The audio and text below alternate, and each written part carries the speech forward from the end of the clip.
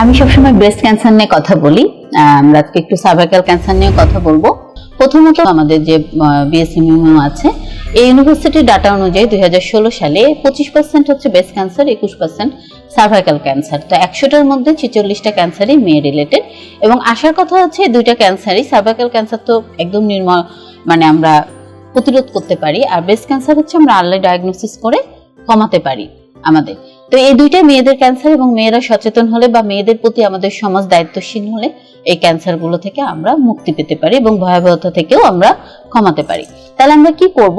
আমরা যেহেতু breast cancer নিয়ে কাজ করে আগে বলবো এটাই যে 35 বছর বয়স হলে প্রতি 2 বছর অন্তর অন্তর ব্রেস্টের ম্যামোগ্রাফিক স্ক্রিনিং করব। তাহলে এখন আসুন সার্ভাইকাল ক্যান্সার। আসার কথা যে সার্ভাইকাল ক্যান্সার জন্য একটা ভ্যাকসিনও আমাদের কিন্তু আছে, এই ভ্যাকসিনগুলো আমরা দেব। যেহেতু ভয়াবহতা এত বেশি, এটা যেহেতু প্যাপিলোমা ভাইরাস দেওয়া হয়, সেহেতু আমাদের ভ্যাকসিনেশনটা হচ্ছে এর এগেইনস্টে হয়। সেটা 7 বছর বয়স থেকে 14 বছর বয়সী মেয়েদেরকে দেওয়া হয়ে থাকে ভ্যাকসিন। প্রথমত এদের 1 মাস অন্তর অন্তর 2টা ভ্যাকসিন দেওয়া হয়।